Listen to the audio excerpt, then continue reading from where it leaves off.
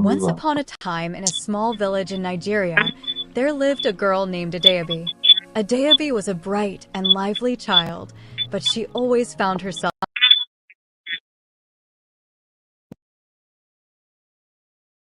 in trouble. She loved playing in the rain, running through the market barefoot, and climbing trees to pick mangoes. Her mother, Mama Ejim, often scolded her. Adaobi, Mama Ejim would shout, "Come down from that tree before you break your leg. Girls like you should be helping in the kitchen, not climbing like a monkey." But Adaobi didn't listen. She loved being free and doing things her own way. As she grew older, her actions began to upset her mother even more. Adaobi would skip important family gatherings, talk back to elders.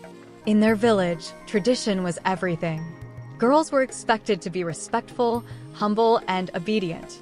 They were taught to value family and to marry young, bringing honor to their parents. But Adaobi didn't seem to care.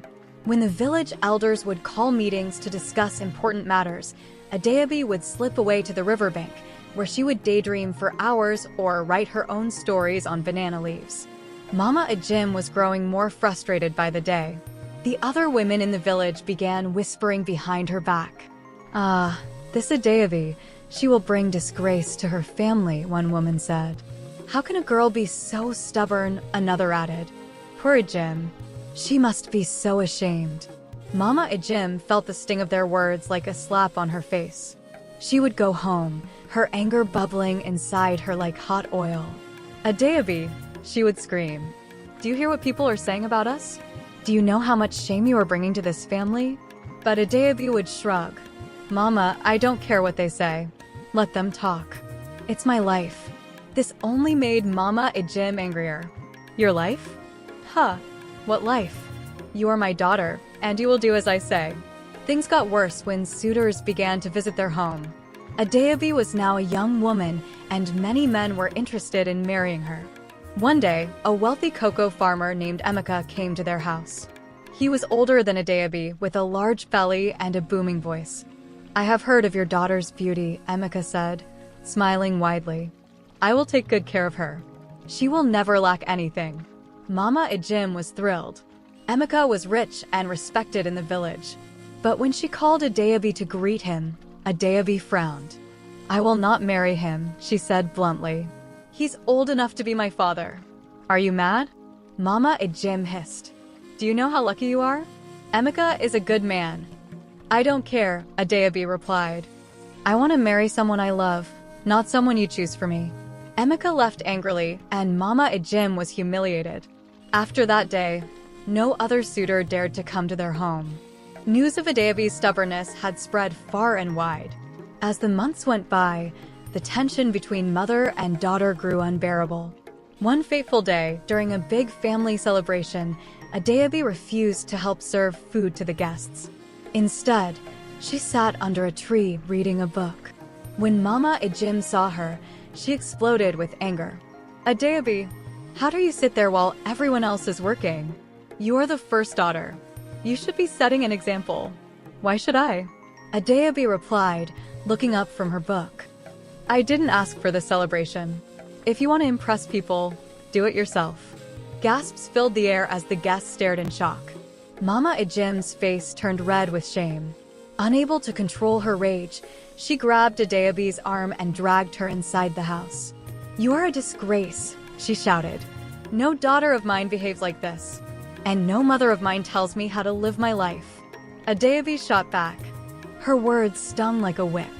In that moment, something inside Mama Ejim snapped. Years of frustration, anger, and embarrassment came pouring out of her. Without thinking, she screamed, "Adaobi, may you never know true happiness if you keep bringing shame to this family." The room went silent. Even Adaobi froze, shocked by her mother's words. But instead of apologizing, she laughed bitterly. "Fine, Mama. Curse me if you want. I don't care." She stormed out of the house, leaving her mother standing there, trembling. For days, Mama Ejim regretted what she had said, but her pride wouldn't let her call Adaobi back. Meanwhile, Adaobi packed her things and left the village for good. She was determined to prove her mother wrong and live the life she wanted. Years later, Adeobi had built the life she had dreamed of. Her name became famous in the city she had moved to. She was a sharp, confident woman who had worked her way to the top. She owned a successful clothing business, designing beautiful outfits that even the wealthiest women in the city adored. Her face often appeared in magazines, and her name was whispered with admiration in high society. Adeobi had married a man she loved, Ikenna, a gentle and supportive husband. They had 2 children, little Chisholm and her elder brother, Ibube. To outsiders, Adeobi seemed to have everything: a thriving business, a beautiful family, and a luxurious life. But deep inside, Adeobi felt an emptiness she couldn't explain. On sleepless nights, she would stare at the ceiling, her chest heavy with a sadness she didn't understand. She dismissed it as stress from work or the pressures of being a wife and mother. But the feeling never went away. Then, strange things began to happen. First, one of her largest business deals fell through without warning. A partner she had trusted suddenly turned against her, accusing her of fraud. Although she was innocent, the scandal cost her millions and tarnished her reputation. Next, her husband, Ikenna, who had always been her rock, started to grow distant. He spent more time at work and less time with the family.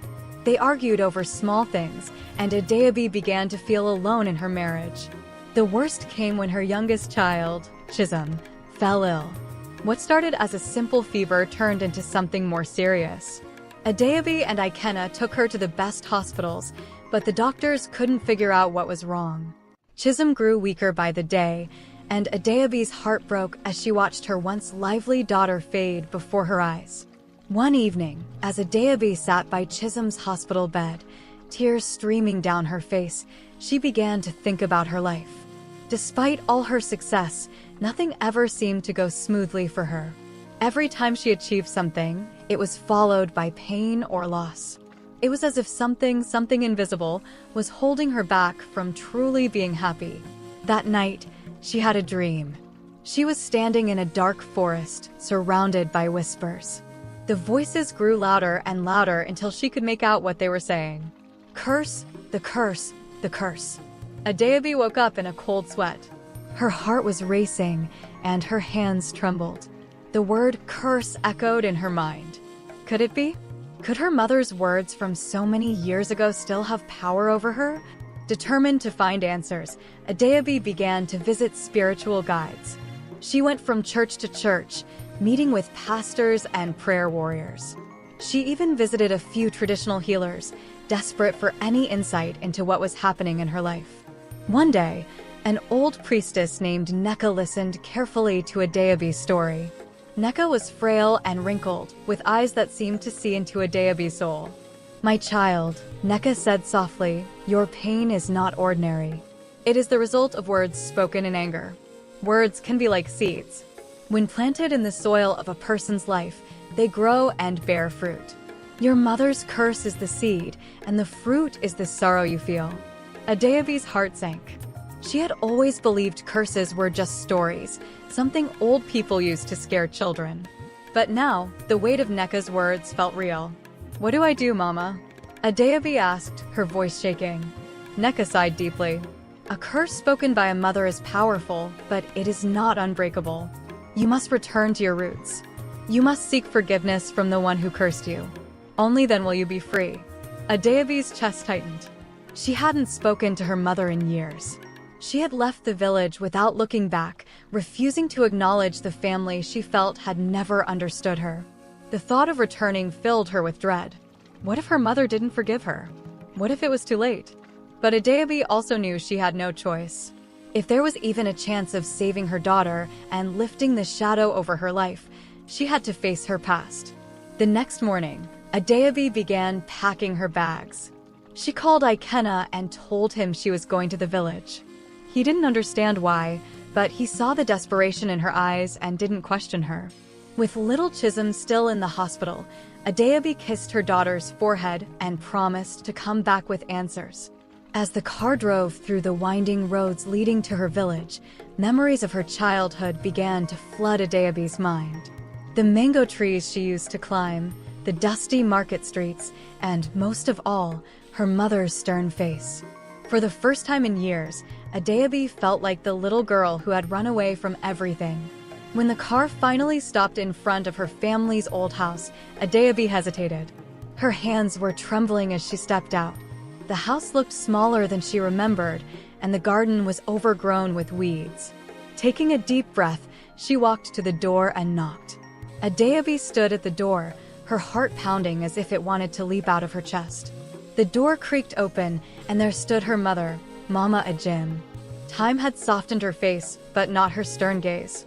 Her eyes widened in shock when she saw Adeobi, and for a moment, neither of them spoke.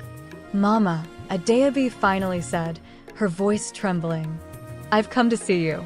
Mama Ejim frowned, but stepped aside to let her in. The house smelled of spices and old wood, just as Adeobi remembered. They sat in silence for a while, the weight of years of separation hanging between them. "What brings you back here after all this time?" Mama Ejim asked, her tone sharp. Adeobi swallowed hard. "Mama, I need your forgiveness." Mama Ejim raised an eyebrow, clearly surprised. "Forgiveness? For what?" "For leaving the way I did, for disobeying you, for everything." "And, Mama," Adeobi hesitated, tears welling in her eyes, "for the curse you placed on me. My life has been filled with sorrow, and my child, Chisholm, is very sick. Please, Mama, lift the curse. I beg you." Mama Ejim stared at her daughter, the pain of years etched into the lines of her face. Her lips quivered as she struggled to find the words. For a long time, she remained silent, her eyes shifting between Adeobi's face and the ground. Then, with a deep sigh, she spoke. "Adeobi," she began softly, her voice trembling. "Do you know how much pain you caused me? Watching you walk away from this house, from the family that loved you, broke my heart into pieces. And yet, in my anger, I said words I should never have spoken. I let my pride and hurt guide me." Adeobi's tears flowed freely now. "Mama, I know I hurt you. I was young and foolish, thinking I knew everything. But I'm not that person anymore. I've come back because I need you, Mama. I need your forgiveness, and I need your blessing." Mama Ejim looked into Adeobi's eyes, and the hardness that had been there for years began to melt. She reached out and placed her hand on Adeobi's head, just as she had done when Adeobi was a little girl. "My daughter," she said, her voice breaking, "I forgive you. I forgive you with all my heart. And I take back every curse I spoke over you. May blessings follow you from this day forward."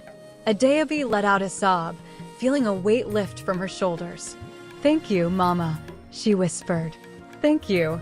Mama Ejim pulled her daughter into a tight embrace, and for the first time in years, they both felt the warmth of love that had been buried under anger and pride.